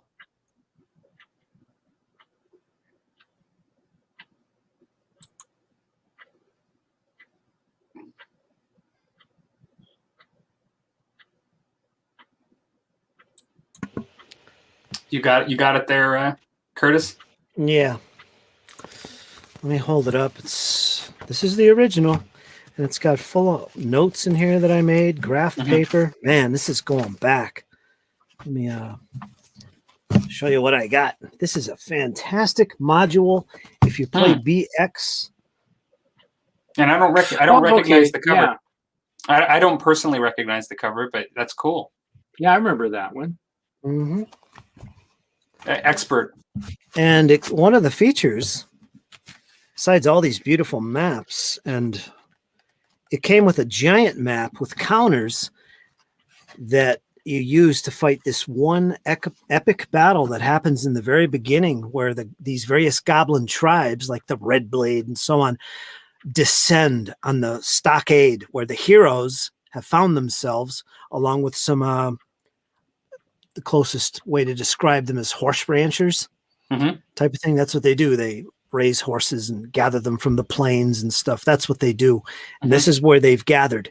But in the night, the drums of war beat, and the goblin tribes descend, and you fight this epic battle on this big map. I'll show you. At least you're hoping it's an epic battle. That's the point. The point is for it to be epic. Yep. Yeah, we played that one. Our friend Jimmy, Smitty in here, he'll remember Jimmy. He had it. We played through that one. What'd you think of it? What'd you think of it? Yeah, it's good. It was only good. I thought it's like, it was so-so. I thought in what total with the drums. in total scope, it was the only adventure I saw that took you from the beginning to the end through this epic story, including the Lost Valley and the Iron Ring, this evil slaver organization. There was just so many elements to it I've never really seen in one module. And that said, I've only played bits and pieces. I've never actually sat and played the whole thing. I'm usually a GM, so I don't play these things anyway. But to me, this is like the best module I've seen. Sure. It sounds awesome. So there, Rusty. If I give me a second, I could go and get my stack. Oh boy, here we go. One after the other. So why don't we hit the comments, Rusty? That's when I started flipping through. And then we'll probably have to move on to our next topic. As the hours are. The link is in there for the drive-through, where you can get the Swordsman Sorcerers of Hyperborea. There you go. When you were talking about, you get them printed. Here we got a question. DCC is probably related to something we were saying earlier. I'll tell you real quick. DCC is Dungeon Crawl Classics by Goodman Games. It's an old school set of rules based on the old BX game. It is a homage to the old school style of gameplay. Fantastic support from the community and the company itself. Check it out, Goodman Games. Okay. Sorry. I'm starting to become convinced that there are more new old school games than there were old school games. It almost seems like there's like somebody invented the wheel, and then everybody has to paint it a different color. Well, you know what it is? Being in the hobby of role-playing for so many years, even recently, there is a definite change of style of the way people play role-playing games these days. I mean, I'll say this one time because I'm not a fan of D&D or Wizards of the Coast, but they have literally taken D&D and turned it into a cosplayer's dream. Okay. Unicorns and rainbows. You cannot die. Healing is everywhere. The danger of playing D&D is gone. Even in Pathfinder, you see evidence of this. My God. I mean, there's a skill in Pathfinder called treat wounds. Even if you get a success, you heal. Okay, this is just bandages. 2d8 points of damage. Oh, wow. If you get a critical success on your skill check, it's 4d8 hit points healed, which is ridiculous. And that's just a skill. It's enough to kill 4 goblins. Yeah. You can heal with bandages enough to kill 4 goblins of damage. Not to mention death saves and hero points and inspiration. There's so many ways to survive in modern games today, like Pathfinder and D&D, that it's ridiculous. Yeah. You think back to the old days when someone was dead, they were dead. Yeah, nowadays moved on. Like, oh, they're now at 0 hit points and they're slowly tickling down to dead. So now you can save them and bring them back to life. Yeah, exactly. That's not D&D. Yeah. Yeah, they're always looking at ways of trying to keep your character from going to the holy hand grenade of death. Chartmaster, yeah, it's like that's in reference to Rollmaster, yeah. Yes, it is. Rollmaster is Chartmaster, where the lowly goblin with his dagger can kill the dragon. Yeah, he has a 300% chance of dying, but he can still do it. Yeah, I like that. That actually kind of there. You know, that's another point. Like there are some aspects to role playing games where you almost can't do certain things. Like it's like in the same way that something could happen in an actual story and it's possible, even no matter how remotely slim. There are certain actions that could never happen in the structure of the rules of a role playing game, right? Like you could never have maybe a goblin, you know, with a dagger sneak up and kill a dragon, you know, or something like that, because it's just like the math just doesn't work. And so yeah, I kind of welcome that, you know, that even if it's like a incredibly, almost, you know, ridiculously small chance, there is a chance. If you keep rolling, it keeps on going. In Pathfinder's defense, because it is one of my favorite games, they do provide options to change your game. Like, for instance, you might not know what I mean by this. There is an option where you can take away level to skill to proficiency. Normally, when you roll a skill check, you add your proficiency, which is a modifier plus your level. So as you go higher in level, you're adding more modifier, positive modifier to your roll. There's a way, an optional rule that does away with adding your level to that modifier, which means all the modifiers that you have at first level are pretty much the same as you go up level. It doesn't change unless you add to the skill itself. Mm-hmm. There is an option to that. That makes for a grittier game, less superhero. Yeah. Which is nice. And they do have some other options to limit things, and like rarity. You could make all spells over 4th level rare, for instance. You could make that'll really reduce magic, the presence of it in your game. Yeah. Also, with certain items in the game, magic items as well as equipment could be made rare or unique or uncommon or whatever. So there's ways to control your game, make it more grittier by controlling the rarity of things as well, which I like. But yeah, there is that. It's a great game as far as I like detail. I like crunch, like Palmer. We're brothers in the world of crunch. Yeah, I like the game. So unless you're under the foot of the giant, you don't want to be crunch. Yeah, you reminded me. You reminded me. I DM'd a Ravenloft campaign once, and I intentionally made it with some people that I never really played with before. So I was like, they were 2 new players that I'd never RPG'd with before. We were doing Ravenloft campaign. I purposely made it very magic light. Like they were running around from town to town asking people in weapon shops if they had any magic weapons, and I just had every single one of them look at them like, magic, like, you know, kind of like, what, you know, and they were just like getting really tired of it. They were like, you know, what are you talking about? Like, you know, like they were like, you know, expecting to just try to get all this major equipment, like, you know, and all this stuff and all these like magical items. And I tried to keep it such that like those things were special, you know what I mean? Like, and that's kind of the way I was trying to run it. And I guess that's just, I guess that depends on the style, you know, of the game and the DM, you know, as far as how far you take things and how quickly. You can be in like early D&D, and some of those adventures is like the +1 swords and axes and +1 chainmail. It was like the DM felt like he was like just dishing. It's like, hey, everybody get some. If you can live, you get some cool toys, you know. And then we were playing with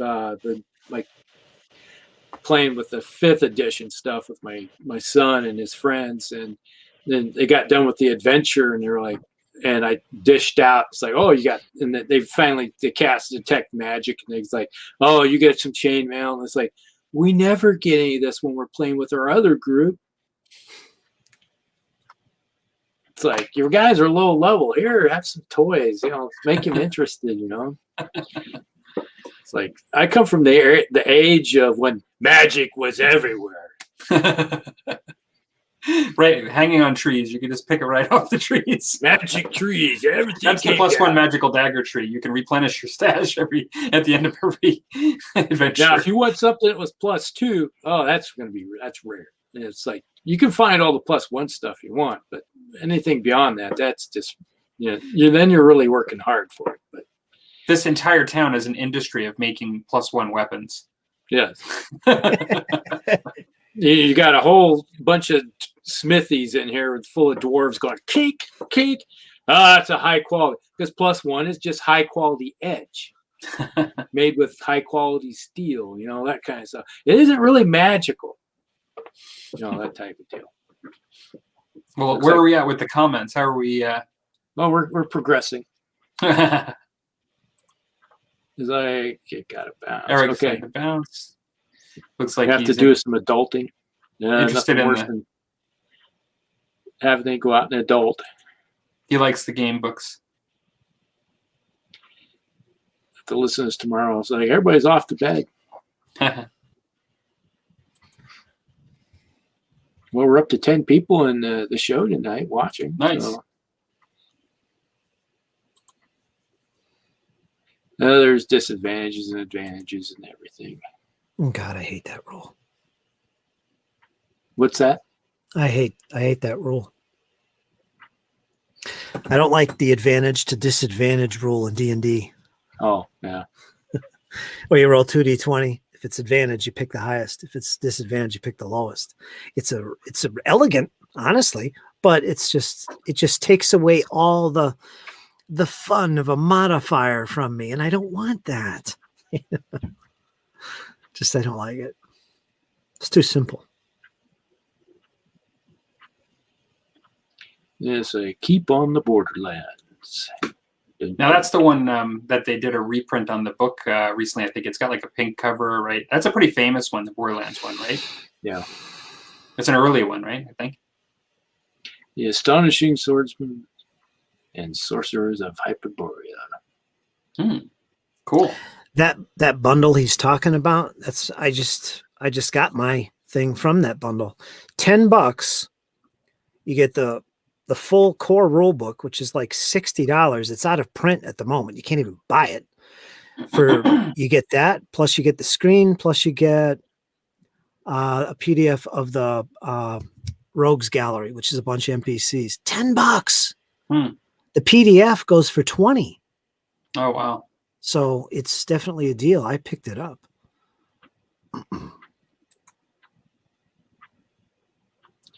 Oh, nothing worse than a hellhound toasting. I did cry. Nothing worse than seeing somebody with their level 10 character get eaten by the dragon. Can we resurrect him? You were eaten by a red dragon. You think you're coming back from that? Yeah.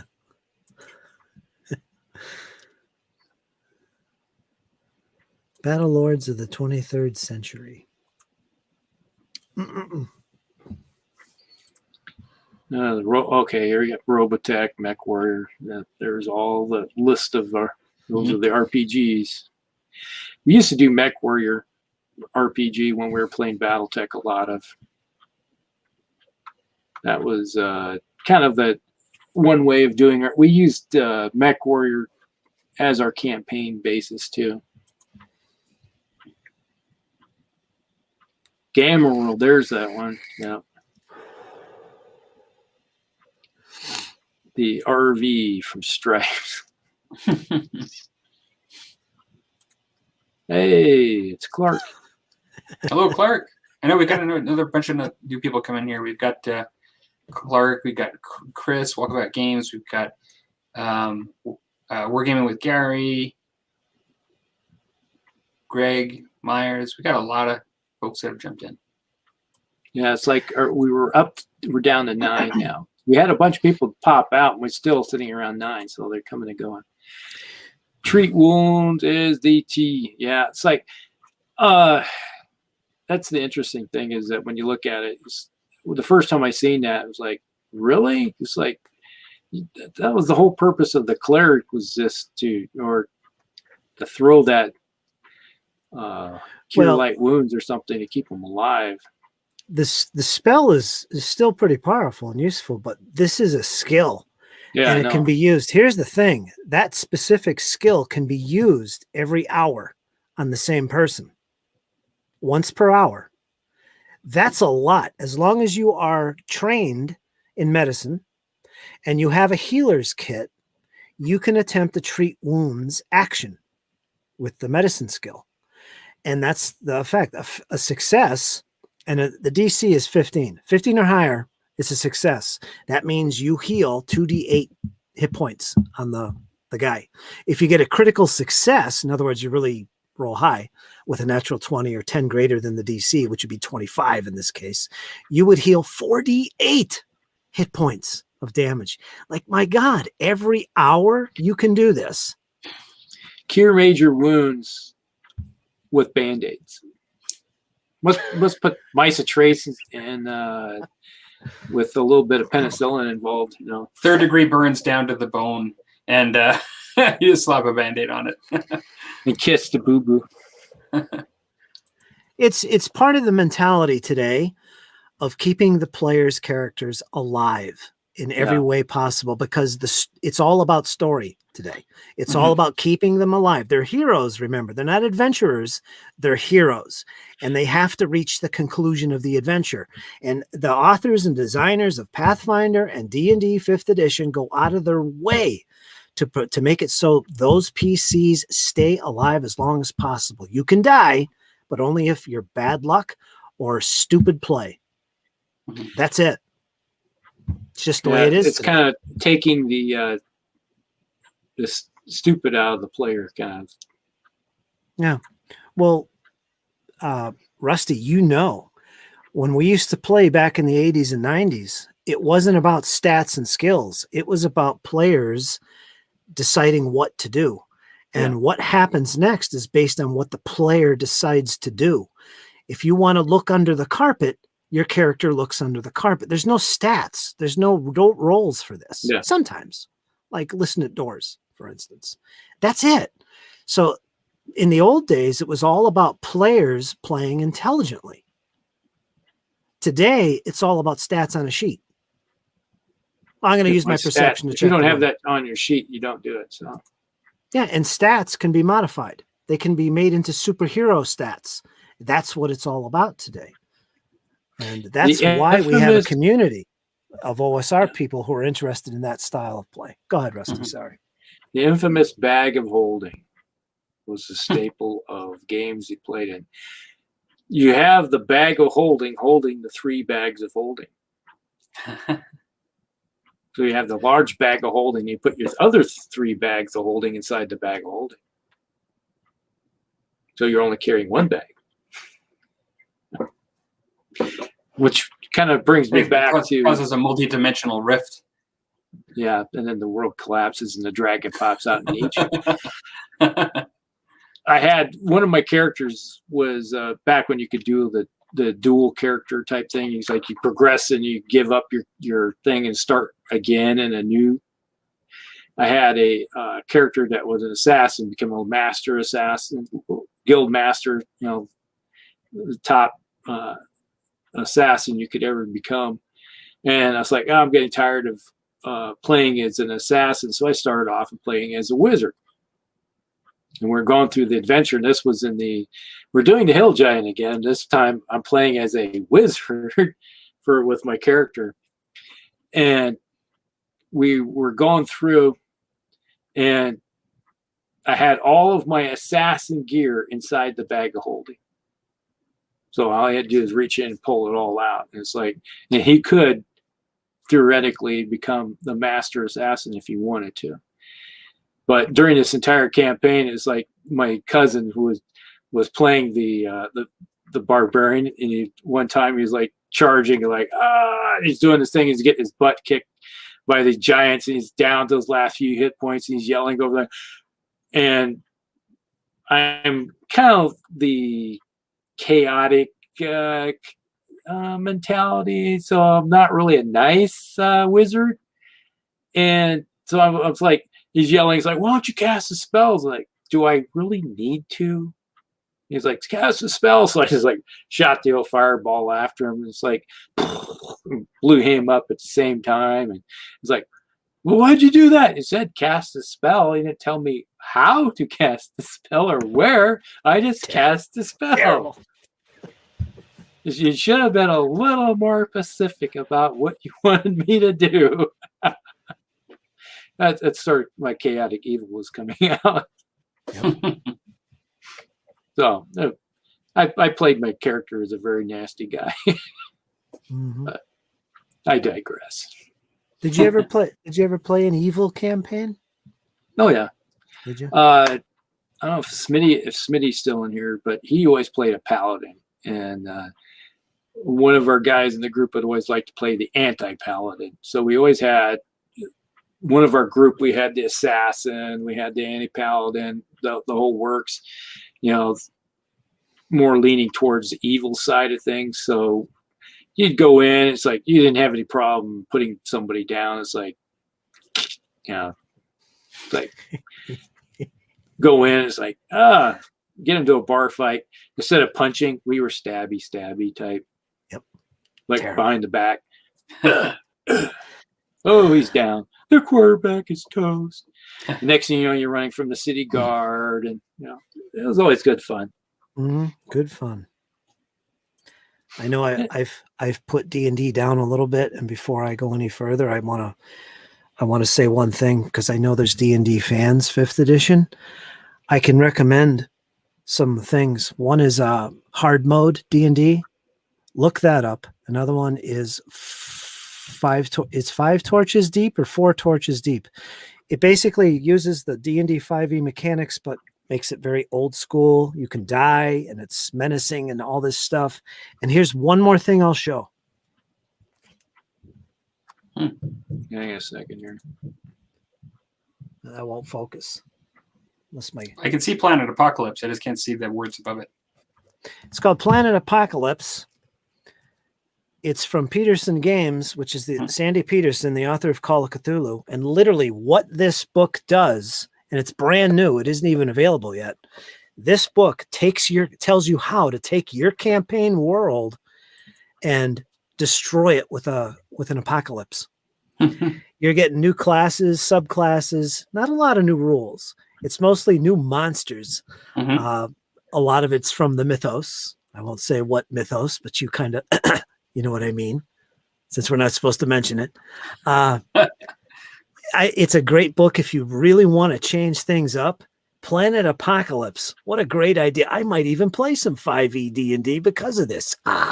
Destroy the planet and just brutal. But yeah, I'll be doing a review on this on my channel, Planet Apocalypse. Nice. Sounds good. So there's different ways to play 5e too. Yeah. Just wanted to say that. So we're talking about the Time of War RPG for the Catalyst version, I think. It's talking about there.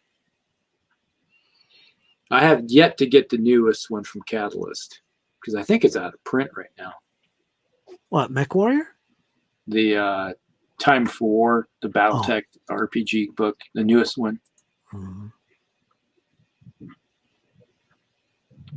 Play a lot of 5th edition. Looking forward to a new Twilight 2000. That's going to be a thing. That's going to be a thing. Twilight 2000. Hey, Gary's here. He's getting ready for work. Those on the other side of the pond are now waking up. Well, ours are going to bed. So not fantasy, but Battle Lords of the 23rd Century. I still have my signed copy. Call of Cthulhu, prepping a campaign based on the Frostpunk video game. Frostpunk. Interesting. Might be interesting. By the way, I agree with you, Fritz, that the only way that, like DCC, the Danger had 16 PCs die in one round. That's awesome.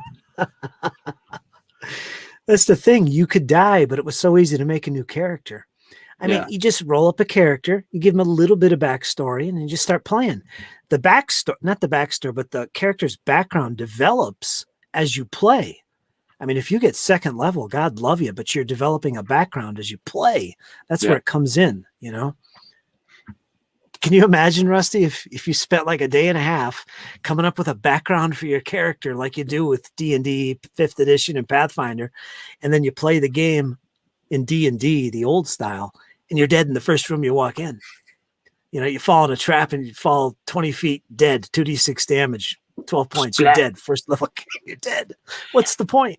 Oh, it's like the one where we had where the guys come walking in your room and the portals come down and they're inside. They look back and they're trying to lift up the portals and they can't get them up, and it's like they turn around and it's like what's on they can't see the far end of the room, so they march over there and it's like, oh, it's just an iron grate across, bars, and they like hold the torch up to it and they looking around and go, huh, it looks like there's something on the other side, and all of a sudden you see a red glow. It's a red dragon. And they go, oh no. And it's like the dragon's doing nothing, but they can tell it's a red dragon because you see the flame shooting out of its nostrils. And all of a sudden these two iron golems come to life. Dear God. So there's two iron golems in the room, and then they go, and they go charging in. They're beating these iron golems down, and the iron golems are almost dead. They almost have them beat down, and then the dragon blows flame into the room. What heals an iron golem but flame, fire? Wow. So they would heal these two iron golems, almost beat them down, the party down to nothing, and all of a sudden they get torched by the flame coming from the dragon, and then the iron golems are healed, and they go, no! All that work. And they're just trying to figure out, and it's like, guys, you got to figure out, you have something in the room. They're too busy trying to kill without actually figuring out what they could use to destroy and there was a big, like a little vault which had these rust beasts in it that would cause the iron golems to rust and fall to pieces, and along with the grate, so they could get to the dragon. So they were too busy trying to fight the iron golems without actually investigating the room. So it was a puzzle, and it would probably drive people today nuts if they had to go fight something like that. Yeah. Well, I don't think this has ever happened on the show, but I think we probably chose a first topic that was enough for a whole show, because I don't think we're going to have time probably for the second topic tonight, which is okay. This has actually been a really good first topic. We can recycle like that one for another show, I think. I think there's a lot to say about it because you really haven't gotten into it on your show. Yeah, no, exactly. Exactly. I think that's good. It's been a great topic tonight. I think a lot of wargamers have at least some experience in their lifetime with role-playing games and can relate to a lot of the things we're talking about. So it's an untapped resource. Palmer. Absolutely. My takeaways from tonight that I'm going to walk away with is that one book that you showed, the hardcover book, and then also I'm going to go to the Palladium website. I want to see what's still there. Well, yeah, they're still available. You can get this stuff. Rifts is popular. Yep. Palladium is in its newest iteration. Yeah, check it out. Not Pathfinder. Palladium books. Mm-hmm. A lot of mulligans. Yeah, they seem to be making it so they're making it hard for people to die. Mm-hmm. Oh, they are definitely. it's hard. It's, change is inevitable. It's part of life. And this hobby is it's like 50 years old. Mhm. Yeah. Right around there. Well, It's yeah. gonna I started change. with playing culture. RPGs. We played a basic D&D with the red one back in the 70s. So been a while for us. Yeah. So it's something you have to kind of accept. And the way people think today, modern gamers, the youth, whatever, they're coming from a different mindset, like video games and stuff like that. I mean, sometimes I'm playing Pathfinder and I feel like I'm playing a video game, which is ridiculous. This is not a video game. Well, and like what you said earlier was interesting. The cosplay comment. I mean, in some ways, when some people, I suppose, do this to try to be something that's different, but in a way where you're like the hero, like you said, like, we're a group of heroes and like, I'm this kind of majestic thing. But sometimes like, we didn't always play like, the old D&D like that. Like it was sometimes, you're just a scrappy rogue, right? And you can die. And like, you're facing like many times just really opponents that outclass you, and so, yeah, it's interesting. The difference. What that creates is other options. Mm-hmm. With D&D 5e and Pathfinder, it's very combat oriented. If you go into a room and there's creatures in there, your first instinct is what? Fight. Let's battle. But in the old school traditional sense, like me and Rusty were talking, that's not the first option. That's never the first option. That's the last option. You try to talk to them. You try and barter with them. You run away from them. You could speak Kobold. You could. It's possible. No, there were in that time you could adopt different languages and like you could speak Goblinoid. Yeah. You still can. And I remember that. Yeah, for sure. Here we go. I knew it was going to happen. Prepare for another hour's episode of the Musty Wargamers. Yeah. What do you got, Rusty? I just grabbed a handful. Just a handful. That's all. This is just, I still got about that much shelf left of modules, but this is just what I could grab a handful of. Oh, I ended up grabbing some of these. I didn't realize it. Oh, I grabbed a whole bunch of Lord of the Rings stuff. It's like you got Mirkwood, Thieves of Tharbad, Paths of the Dead, Phantom. Did you like that better than AD&D First Edition? Yeah, the MERP stuff. Yep. This is all Iron Crown stuff here. Goblin's Gate. So this is just a bunch of Middle Earth role-playing modules right here.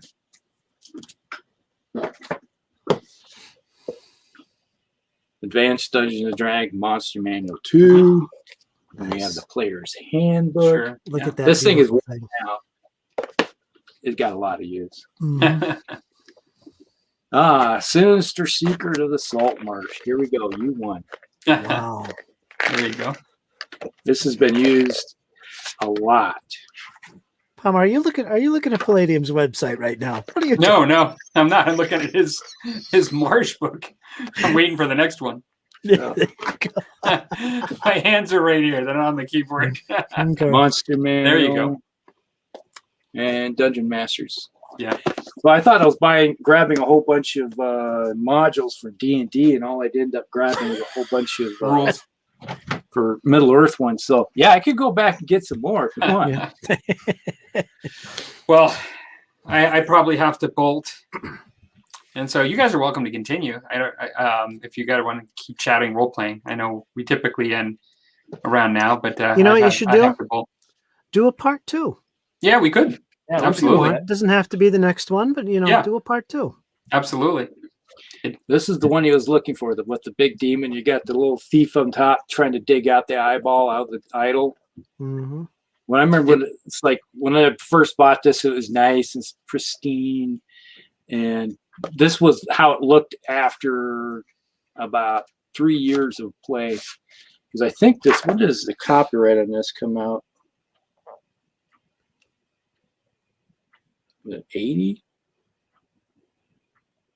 I think this is 80. I think this is when I first got it. Was 1980 for brand new. Wow. So Nice. It's been used a lot. I bet. I love the artwork in that. Good times. I love all that. It was great. We should do a part 2 at one point. It'll be the Musty role players episode 2. And I'll be better prepared this time and for the next one to bring out the modules. And we'll go into depth. Maybe that's what we should do the next time. Maybe in a month we'll maybe try this again and bring out part 2. Yeah, that'd be good. Count me in. If we could go 2 hours just talking about role playing games. Yeah, exactly. I used to love playing Star Wars D6 RPG from West End Games. Oh yeah, Nice. we had that. We played a lot of that. It's like my brother, one of my younger brothers, has that one still. Went with him. All right, what time is it? Oh, it is. It's been 2 hours, so we'll call it there tonight then, Palmer. Well, it's up to you. I have to bolt, but you guys are welcome to keep chatting. That you don't have to stop because of me. Let's do it. Let's do a part 2 because I think this is a good place to end it. And there's plenty of untapped topics. Yeah, exactly. This one. Oh, yeah. So yeah. Maybe I'll even have something from this show to show by then. Look, I got my copy. Palladium. Yeah, that's right. Pristine. That's right. Just got it. I've got my Ninja Turtles. All right, let's just say maybe in about a month we can revisit this and be part 2. Finish good. this little story. Mm-hmm. Sounds good. Thanks for everybody for joining in the comments. It's been great. And we will see you still in 2 weeks. Should be. All right. Toulouse. All right. See you, everybody. All right. Fiend's Folio's around here somewhere. I got to find it. All right. We'll talk to y'all later. Good night, everybody. Good night. Toodaloo.